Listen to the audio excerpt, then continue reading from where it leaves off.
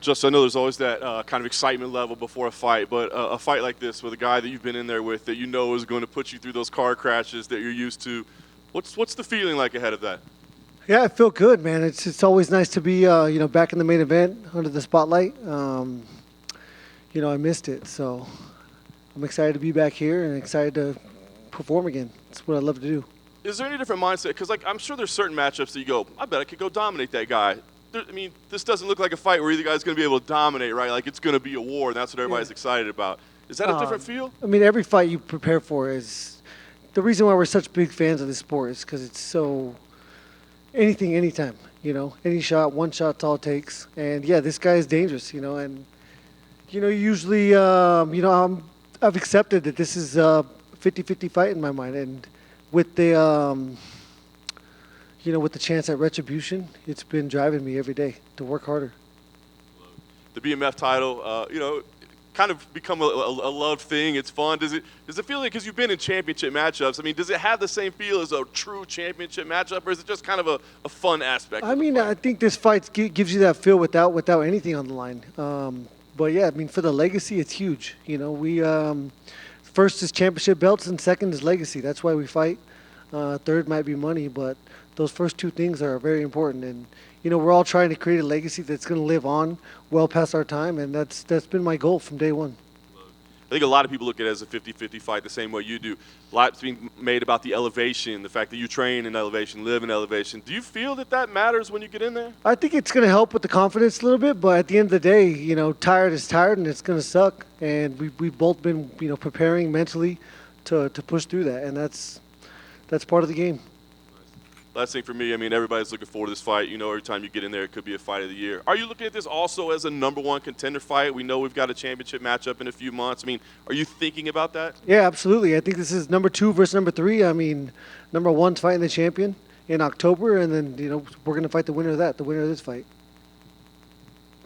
Justin, earlier this week, Dustin said if this fight goes 25 minutes, you'll both be talking about it in hospital because that's where you'll be. Do you sort of agree with that assessment? Yeah, probably. We both create a lot of damage. 25 minutes is a long time to create that damage. So, that's a pretty fair assessment, I would say. For people who don't understand the elevation, on UFC Embedded, it looked like Dustin only just got here. He didn't come here early to acclimatize. What sort of difference does it make training at elevation for your fight performance? I think, confidence. Confidence is huge, and, it's just going to give me that confidence. I've been pushing myself, extremely hard at altitude, higher altitude than this, but tired is tired, and we're going to get really tired. A lot of people talk, you included, talk about your transition from crazy brawler to more technical striker. Does any part of you wonder, if me and Dustin go in there and it goes crazy, that I'll have to just revert back to that crazy brawler and I still have that in me? Or do you think, no, I have to be more technical to find success? Yeah, I think I have to be more technical, no matter what. Obviously, I'm willing to, fight fire with fire. That's what we do in this game. But I'm going to try to be as methodical as possible and make no mistakes. At this level, it's mistakes. Take advantage of their mistakes and make no mistakes. In terms of the BMF title, you two are fighting for the belt, but is there anyone else in the division that you think, hey, that guy, he's a BMF, and I could see myself maybe defending this title against him one day? Oh, shit, I'm not really thinking about anybody else right now. But just kind of going off of that, do you envision that if you do win, that you would defend this belt? Because I know Jorge never really defended. He said that was one of one. Yeah, I think the aspirations are the championship belt. I think this catapults us right to that, and so I won't be looking to defend that. If I have a choice, it's going to be going for the championship belt. And correct me if I'm wrong, I think this is your first rematch since the Luis Palomino fight, the second one. In terms of preparation in camp, does anything change when you're preparing for a rematch as opposed to a fresh face? No, I wouldn't say so. I think, especially with the 5 years in between, we're both completely different people, different fighters. And, with age comes wisdom. I've obviously grown. He's grown. And, there's, I remember he has a really nice left hand. It's a beautiful left hand, so we've been working on that. And given how after your first fight, he had to do his media scrum sitting down because you beat him up, you had obviously a lot of damage too. When you went to your family and you were like, I'm fighting Dustin Poirier again, were they just they remembered what happened last time after the fight. Did they? Yeah, my family is extremely competitive. If we go bowling, we have to take different vehicles because somebody will leave somebody. So they're as excited as I am for a chance to get that fight back. Then last one for me. It might be a little weird question, but if a little kid comes up to you and asks what the BMF title stands for, do you say it's a bad motherfucker belt, or do you have to kind of change it? I haven't. Luckily I haven't run into that situation.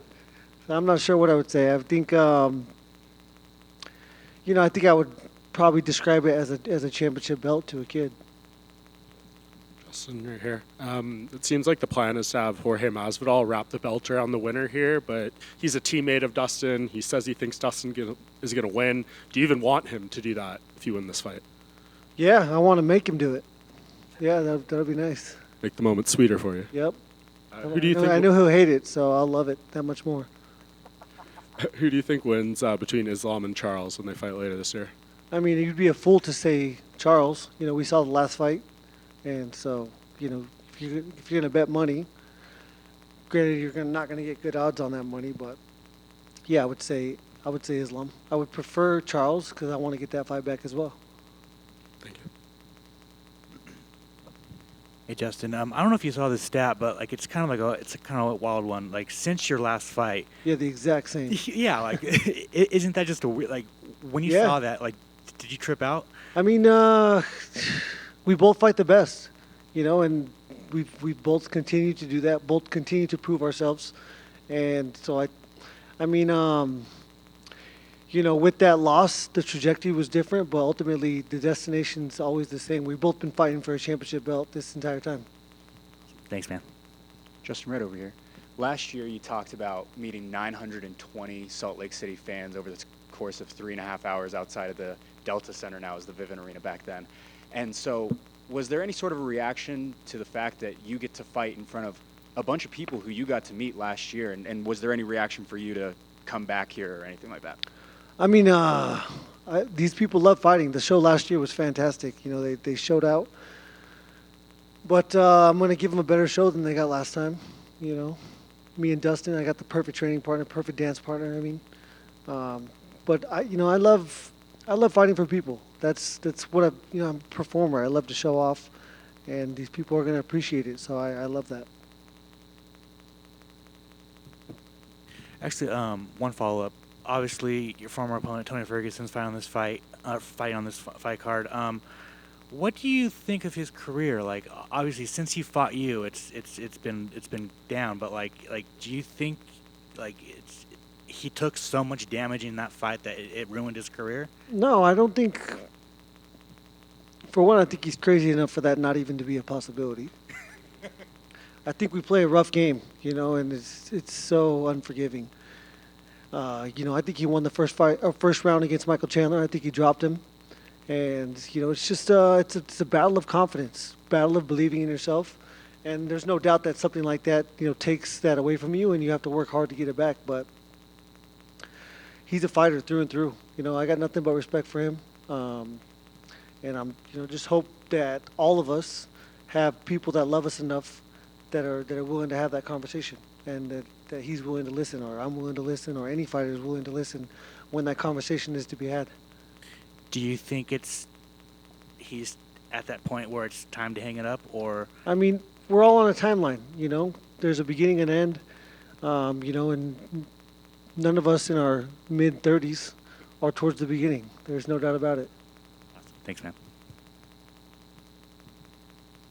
Awesome. Thank you, guys.